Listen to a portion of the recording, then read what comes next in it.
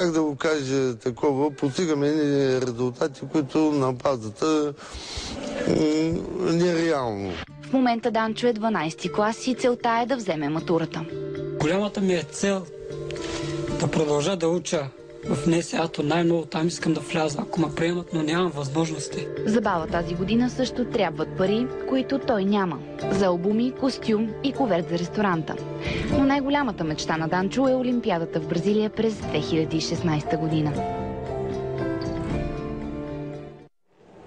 Когато човек има мечти като Данчо и се опитва да ги достигне, и съдбата му помага. Как един футболист Ники Михайлов се трогна от историята на Данчо, ще разберем сега. Неговата пиарка Евелина Сиракова е на телефона сега, защото нямаме възможност да разговаряме с Ники Михайлов. Добро утро! И вие и нашите зрители видяхте историята на Данчо. Как тази история трогна Ники Михайлов? Добро утро!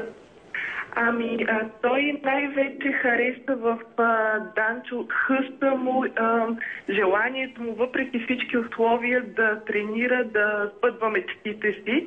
И от друга страна беше потресен от начина, по който живее.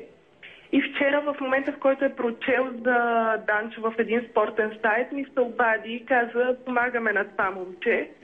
Защото когато човек има толкова големи мечти, трябва някой да му подаде ръка, за да се справи. Какво и как ще направите за Данчо?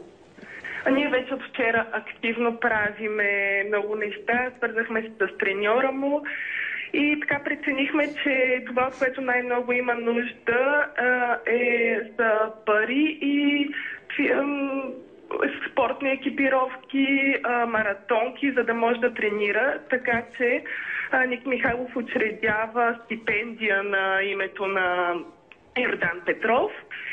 Ще я получава през цялата 2013 година и ще го обезпечиме за тренировките му, каквото му трябва, като спортни екипи, като маратонки, сега и яките за зимата.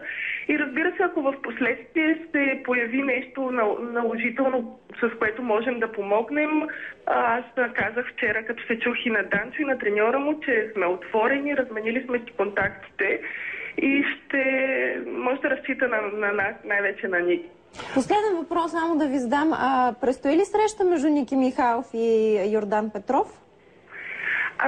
Той Ники се активира твърде рядко в България, но ако има възможност за такава среща, защо не? Задължително да ни поканите и нас. Искаме да станем свидетели на тази среща. Знаем, че Данчо всъщност не е единствения млад спортист, на когото Ники Михайлов помага. Благодарим ви за информацията, която ни даде.